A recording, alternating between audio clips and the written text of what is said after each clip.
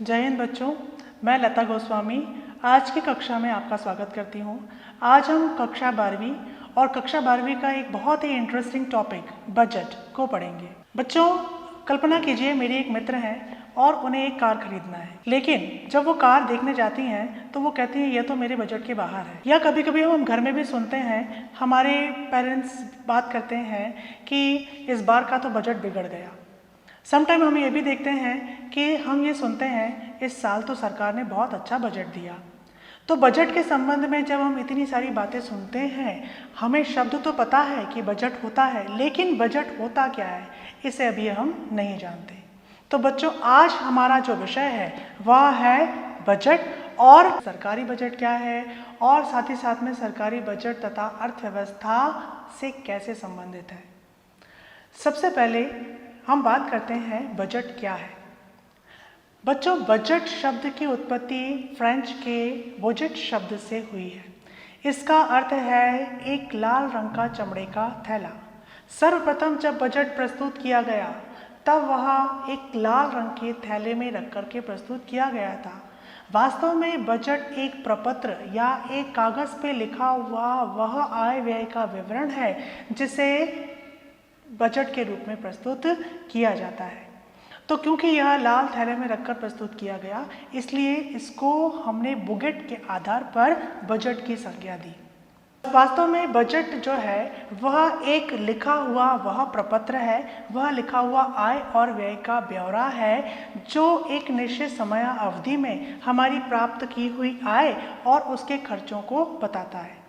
हम सभी देखते हैं हमारे परिवार में भी आय के निश्चित स्रोत हैं, वहीं हमारे कुछ निश्चित खर्चे भी हैं और कभी कभी उन अनिश्चित खर्चों को भी हमें पूरा करना पड़ता है जो पहले से तय नहीं है, और इसके लिए हम अस्थायी रूप से या अप्रत्यक्ष रूप से आय और व्यय को निर्धारित कर लेते हैं। तो यह भी तो बजट है, यही बजट है, और हम कहीं ना कहीं अप्रत्यक्ष रूप से इसमें संलग्न होते हैं। हर परिवार, हर फर्म, हर संस्था और हर कंपनी के द्वारा कहीं ना कहीं किसी न किसी प्रकार से आय व्यय का विवरण तैयार किया जाता है। इसी को हम बजट कहते हैं। जिस प्रकार एक परिवार, एक फर्म या कंपनी अपनी आय व्यय को एक बजट के रूप में तैयार करती है, वैसे ही किसी भी देश की सरकार उनके प्राप्त आय और उनके खर्चे क्या हुए हैं उन्हें भी एक विस्तृत ब्यौरे के रूप में तैयार करती है, जिसे हम सरकारी बजट कहते हैं। भारत में भी सरकार के द्वारा बजट तैयार किया जाता है। केंद्र सरकार केंद्र के लिए और वहीं प्रत्येक राज्य सरकार राज्यों के लिए बजट तैयार करती है। तो बच्चों, सबसे पहले हम समझ रहे हैं सरकारी बजट क्या है। बच्चों, हम सभी देखते हैं कि हमारी सरकार के द्वारा प्रत्येक व्यवस्था के लिए या फिर जनता की भलाई के लिए या फिर सुचारू रूप से शासन चलाने के लिए कई प्रकार के खर्चों को पूरा किया जाता है। हम देखते हैं कि सरकार हमारे लिए कई प्रकार के विकासात्मक खर्चे, परियोजना संबंधी खर्चे और सामान्य खर्चों को पूरा करती है। इन सामान्य खर्चों के लिए सरकार के पास आय भी कहीं ना कहीं से प्राप्त होती होगी, और हम देखते हैं कि हमारे द्वारा दिए गए टैक्स या फिर हमारे द्वारा दिए गए शुल्क, ऐसी कई राशियां हैं जो सरकार को प्राप्त होती हैं, जो सरकार की प्राप्तियां कहलाती हैं। तो सरकार जब अपनी इन आय और उनके द्वारा किए गए खर्चों का लेखा जोखा एक ब्यौरे के रूप में तैयार करती है, इसे हम सरकारी बजट कहते हैं। और प्रत्येक प्रजातांत्रिक व्यवस्था में इस बजट को संसद पटल पर रखना आवश्यक होता है। भारत सरकार द्वारा प्रत्येक वर्ष फरवरी माह में बजट संसद में वित्त मंत्री के द्वारा प्रस्तुत किया जाता है और राष्ट्रपति जी के अनुमोदन के बाद तथा संसद के दोनों सदनों में इस बजट के पास होने के बाद, और अगर कोई इसमें संशोधन है उन संशोधनों के होने के बाद यह बजट जनता में या फिर सार्वजनिक रूप से पारित कर दिया जाता है। हमने यह देखा कि सरकार बजट बनाती है, पर हमारा प्रश्न अब यह आएगा कि सरकार बजट क्यों बनाती है। तो सरकार के बजट बनाने के कुछ महत्वपूर्ण उद्देश्य होते हैं। जैसे एक उद्देश्य इसका हो सकता है आर्थिक विषमता को कम करना। हम देखते हैं कि किसी भी एक अर्थव्यवस्था में, या अगर हम भारत की बात करें तो भारत की अर्थव्यवस्था में कहीं ना कहीं दो वर्ग हमें दिखाई देते हैं, निर्धन वर्ग और धनी वर्ग। तो यहाँ पर निर्धन वर्ग और निर्धन ना हो, धनी वर्ग और धनी ना हो, यह आर्थिक विषमता कम हो सके, इस विषमता को दूर करने के लिए सरकार अपनी आय और व्यय का व्यवस्था इस प्रकार से करती है कि यह आर्थिक विषमता दूर हो सके। तो आर्थिक विषमता को दूर करने के लिए सरकार बजट बनाती है। वहीं साथ ही साथ में इसका दूसरा उद्देश्य यह हो सकता है, सरकार के कई सारे सार्वजनिक उपक्रमों का संचालन प्रॉपरली हो सके। सरकार कई सारे सार्वजनिक उपक्रमों का संचालन करती है और इनके संचालन के माध्यम से वह देश की जनता की आवश्यकताओं को पूरा करती है। इनका भली भांति संचालन हो सके, इसके लिए सरकार बजट में इनके लिए कुछ निर्धारित प्राप्तियों और भुगतानों को तय करती है। इसके साथ ही साथ में सरकार का एक महत्वपूर्ण उद्देश्य और होता है, और वह होता है आर्थिक विकास। प्रत्येक देश विकसित होना चाहता है और इस विकास की होड़ में वह यह चाहता है कि उनके आय व्ययों का प्रबंध इस प्रकार से हो सके कि उनका देश तीव्र गति से विकास कर सके। इसके अतिरिक्त सरकार कई सारी योजनाओं का संचालन करती है। उन योजनाओं को पूरा करने के लिए, उन पर प्रॉपर खर्च मेंटेन करने के लिए और उनके आय के स्रोतों को जुटाने के लिए भी सरकार बजट में इनकी व्यवस्था करती है, और इस योजनाओं को पूरा करने के लिए भी कहीं ना कहीं सरकार बजट तैयार करती है। इसके अलावा हम देखते हैं कि भारत में जहां बेरोजगारी का स्तर बढ़ रहा है, तो सरकार के सामने एक और नया चैलेंज आता है, रोजगार के नए अवसरों को सृजित करना या रोजगार के नए अवसर की व्यवस्था करना। तो सरकार बजट बनाने के जब उद्देश्य तय करती है, तो उसमें एक उद्देश्य यह भी होता है कि कहीं ना कहीं नए रोजगार के अवसरों को सृजित करना। इसके अतिरिक्त हम देखते हैं कि किसी भी अर्थव्यवस्था में, और अगर हम भारत की अर्थव्यवस्था का उदाहरण लें, तो यहाँ पर विकास संतुलित हो सके, न केवल प्राइवेट सेक्टर, न केवल गवर्नमेंट सेक्टर, बल्कि इन दोनों सेक्टर्स का मिलाकर संतुलित विकास हो सके और इनमें तेजी आ सके, इसके उद्देश्य से भी सरकार बजट तैयार करती है। बच्चों, अब हम जानते हैं बजट के संघटक क्या हैं, यानी कि बजट के तत्व क्या हैं। इसका तात्पर्य ये होगा कि सरकार के बजट में हम किन चीज़ों को शामिल करते हैं। जैसा कि पूर्व में हमने देखा कि बजट आय और व्यय का ब्यौरा है, तो बजट में हम आने वाली चीज़ें, प्राप्तियों और व्यय यानी भुगतानों को शामिल करते हैं। सरकारी बजट के संघटक के रूप में हम यहाँ पर देख रहे हैं, बजट के संघटक में हम एक और बजट की प्राप्तियों और दूसरी ओर बजट के व्ययों को दर्शाते हैं। बजट की प्राप्तियों में हम दो प्रकार की प्राप्तियों को लेते हैं, एक राजस्व प्राप्तियाँ और दूसरा पूंजीगत प्राप्तियाँ। राजस्व प्राप्तियाँ वे प्राप्तियाँ होंगी जो किसी प्रकार की परिसंपत्ति का निर्माण नहीं करती और किसी भी प्रकार की सरकार की देयताओं को भी उत्पन्न नहीं करती। वहीं पूंजीगत प्राप्तियाँ वे प्राप्ति होंगी जिनकी वजह से कहीं ना कहीं सरकार की परिसंपत्तियों में कमी आती है। ऐसे ही जब हम व्यय की बात करते हैं, तो बजट व्यय में भी हमने दो संघटकों को लिया हुआ है, राजस्व व्यय और पूंजीगत व्यय। राजस्व व्यय वे व्यय होंगे जो सरकार को अपने हमेशा के खर्चों को पूरा करने के लिए प्रदान करने होते हैं और इनसे किसी प्रकार की परिसंपत्तियों में कमी नहीं आती और ना ही परिसंपत्तियों में वृद्धि होती है। जैसे वृद्धावस्था पेंशन देना, छात्रवृत्ति देना, ये ऐसे व्यय हैं जिनसे किसी प्रकार की परिसंपत्तियों में कोई कमी या वृद्धि नहीं होती। वहीं हम पूंजीगत व्यय की बात करें तो पूंजीगत व्यय वे व्यय होंगे जिससे किसी न किसी प्रकार से सरकार की कुछ परिसंपत्तियों में कमी आए, जैसे ऋणों का भुगतान करना, ऋण पत्रों का शोधन करना। चलिए बच्चों, अब हम इन सारे संघटकों को विस्तृत रूप से पढ़ते हैं।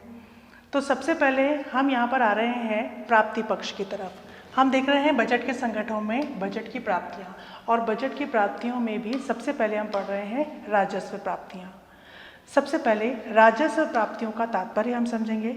राजस्व प्राप्तियाँ यह रेवेन्यू रिसिप्ट कहलाते हैं और यह वह प्राप्तियां हैं जो सरकार के लिए हमेशा प्राप्त होने वाली प्राप्तियों की श्रेणी में रखी जाती हैं।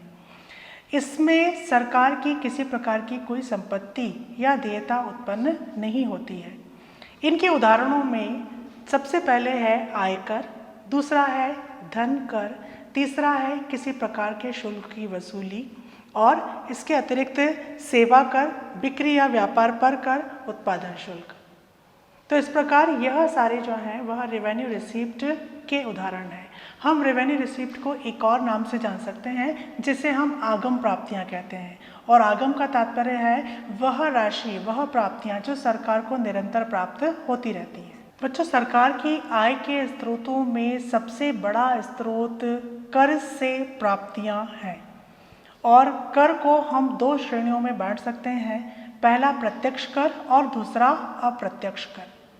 प्रत्यक्ष कर वह कर है जो जिस व्यक्ति पर आरोपित किया जाए और अगर अंतरिम रूप से वही व्यक्ति उसका भुगतान करे, वह किसी और पर उसको आरोपित न करे, ऐसे कर को हम प्रत्यक्ष कर कहते हैं। जैसे आयकर। आयकर एक ऐसा कर है जिस व्यक्ति की आय उत्पन्न हुई है वह व्यक्ति ही उस कर के भुगतान को करने के लिए दायित्व को निभाएगा या उसके दायित्व को वहन करेगा। वहीं अप्रत्यक्ष कर एक ऐसा कर है जिसमें कर की देयता किसी एक व्यक्ति पर उत्पन्न होती है लेकिन उसका भुगतान कोई दूसरा व्यक्ति करता है। तो अप्रत्यक्ष रूप से जब कर का भुगतान किसी एक व्यक्ति पर आरोपित हो लेकिन उसका भुगतान किसी दूसरे व्यक्ति के द्वारा किया जाए, इसे हम अप्रत्यक्ष कर कहेंगे। जैसे हम सभी देखते हैं कि वस्तुओं की बिक्री पर जो कर लगाए जाते हैं उनको अप्रत्यक्ष करों की श्रेणी में रखते हैं क्योंकि यह लगाए तो जाते हैं वस्तुओं के निर्माण या बिक्री के लिए, लेकिन अंतरिम रूप से इसका भुगतान कौन करता है? उपभोक्ता। तो यह अप्रत्यक्ष कर की श्रेणी में आएगा। कर के अतिरिक्त सरकार और दूसरे स्रोतों से जो आय प्राप्त करती है उसे हम गैर कर प्राप्तियों की श्रेणी में रखते हैं। इसके अंतर्गत कुछ शुल्क इत्यादि को हम शामिल करते हैं। हम सभी देखते हैं जब हम किसी सार्वजनिक स्थल पर जाते हैं तो वहाँ पर कुछ शुल्क देकर हमें उस सुविधा या उस सेवा का लाभ प्राप्त होता है। यह शुल्क सरकार की प्राप्ति का एक स्रोत है। इसके अतिरिक्त सरकार कुछ जुर्माने या कुछ दंड की व्यवस्था इत्यादि करती है और मौद्रिक रूप से इनके लिए कुछ न कुछ राशि को वसूल करती है। यह भी सरकार की आय प्राप्ति का एक स्रोत है। इसके अतिरिक्त कुछ निश्चित कार्यों के लिए सरकार लाइसेंस और फीस की व्यवस्था भी करती है। तो जब उन कार्यों को हमें पूरा करना है तो हमें संबंधित कार्य को पूरा करने के लिए लाइसेंस लेना होता है और लाइसेंस के लिए कुछ ना कुछ शुल्क सरकार को प्रदान करना होता है। कभी कभी कुछ वस्तु स्थितियों के लिए भी सरकार फीस इत्यादि की वसूली करती है। इसका एक छोटा सा उदाहरण, जैसे अगर हमें कोई मेडिकल स्टोर शुरू करना है तो उस मेडिकल स्टोर को खोलने के लिए हमें एक लाइसेंस लेना होगा। जब हम किसी गाड़ी को रोड पर लाते हैं तो उसके लिए हमें एक ड्राइविंग लाइसेंस लेना होता है। इसके अतिरिक्त जब हम हमारे द्वारा उत्पादित वस्तुओं को किसी बाहरी देश में बेचना चाहते हैं तो हमें सरकार से परमिशन लेनी होती है। इसके रूप में सरकार हमसे कुछ शुल्क वसूल करती है और यह भी सरकार की प्राप्ति का एक बड़ा स्रोत माना जाता है। अभी हमने प्राप्तियों पक्ष को देखा, अब हम व्यय पक्ष की तरफ चलते हैं। हम सभी देखते हैं कि जब हम अपने सार्वजनिक जीवन में रोड पर निकलते हैं तो इन रोड का निर्माण किसने कराया, या फिर जब हमें कभी चिकित्सा की आवश्यकता होती है और हम किसी सरकारी अस्पताल में जाकर इलाज उपलब्ध करा लेते हैं तो यह अस्पताल का निर्माण किसने कराया। जब हमें एक स्थान से दूसरे स्थान पर जाना होता है और हम रेल के माध्यम से एक जगह से दूसरी जगह पर पहुंचते हैं तो यह रेल का संचालन किसने किया या कौन कर रहा है। साथ ही साथ जब हम ऐसे ही कई सारी सार्वजनिक स्थितियों को देखते हैं तो इन पर खर्च वास्तव में कौन कर रहा है। इसका उत्तर होगा इन सारे खर्चों को सरकार वहन करती है और यही सारे खर्चे सरकारी व्यय या बजट व्यय कहलाते हैं। सरकार के द्वारा किए गए इन व्ययों को भी हम दो दृष्टिकोण से पढ़ते हैं पहला था हमारा आगम व्यय, जिसे हम रेवेन्यू एक्सपेंडिचर कहते हैं, और दूसरा हमारा था पूंजीगत व्यय, जिसे हम कैपिटल एक्सपेंडिचर भी कह सकते हैं। तो बच्चों, सबसे पहले हम देख रहे हैं आगम व्यय। आगम व्यय वे होंगे जो आवर्तक प्रवृत्ति के हों, यानी जिनकी आवृत्ति समय समय पर होती रहे। जैसे सरकार कुछ ऐसे व्यय करती है जो उसके रूटीन एक्सपेंडिचर्स हैं और जिसे सरकार को समय समय पर दोहराना पड़ता है। जैसे सरकारी विभागों में काम कर रहे व्यक्तियों को वेतन देना, वृद्धावस्था पेंशन उपलब्ध कराना, ये कुछ ऐसे व्यय हैं जो सरकार को नियमित रूप से करने होते हैं। साथ ही साथ बहुत सारी ऐसी संस्थाएं हैं जिनका संचालन सरकार करती है, तो उसके संचालन के संबंध में किए जाने वाले व्यय, ये सारे व्यय राजस्व व्यय की श्रेणी में आते हैं। और क्योंकि इनकी आवृत्ति होती रहती है, इसीलिए इसे हम आगम व्यय भी कहते हैं। राजस्व व्यय के उदाहरणों में हम कई और उदाहरणों को भी शामिल कर सकते हैं, जैसे प्रशासनिक व्यय, सुरक्षा पर किया गया व्यय, स्वास्थ्य संबंधी क्रियाओं पर किया गया व्यय इत्यादि। ये सभी वे उदाहरण हैं जो सरकार कहीं ना कहीं नियमित रूप से जिन पर खर्च करती रहती है। आइए अब हम देखते हैं पूंजीगत व्यय। पूंजीगत व्यय वे व्यय होंगे जो आवर्त श्रेणी के नहीं हैं, यानी कि जिनकी आवृत्ति बार बार नहीं होती और जिनकी वजह से कहीं ना कहीं सरकार की परिसंपत्तियों में कमी आती है।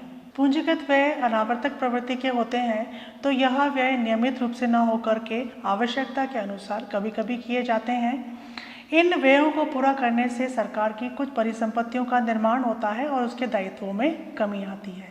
जैसे सरकार के द्वारा पुल का निर्माण करना, सड़कों का निर्माण करना, विभिन्न प्रकार के उद्योगों की स्थापना करना या फिर नए सार्वजनिक उपक्रमों को लगाना।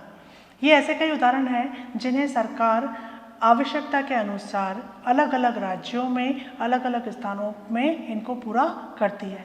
इसके साथ ही साथ आवश्यकता पड़ने पर केंद्र सरकार जब राज्य सरकारों को अनुदान प्रदान करती है, इसे भी हम पूंजीगत व्यय की श्रेणी में रखते हैं। बच्चों, राजस्व व्यय और पूंजीगत व्ययों को हम दो और माध्यमों से समझ सकते हैं। यहाँ पर हम ये जानना चाहेंगे कि राजस्व व्यय और जो पूंजीगत व्यय है वे क्या योजनाओं से संबंधित हैं।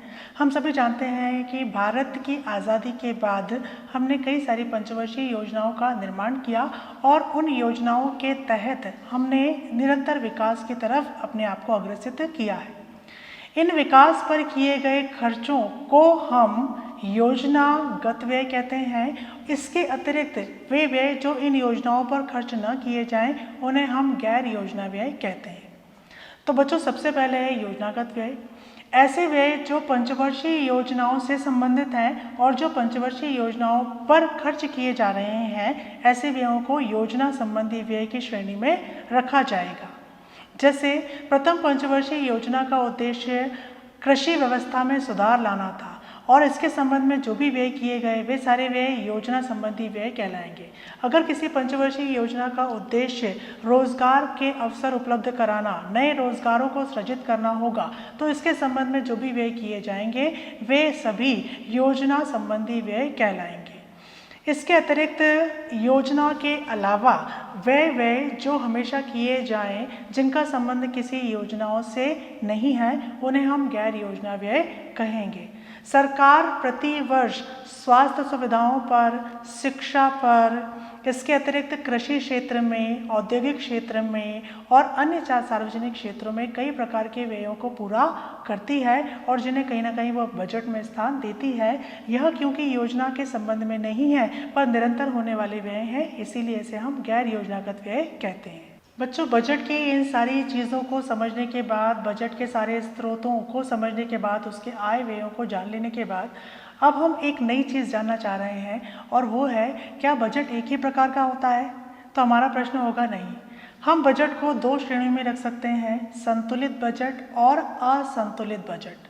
संतुलित बजट को हम संतुलन शब्द से समझ सकते हैं और संतुलन का मतलब होता है बैलेंस्ड, यानी कि बराबर होना।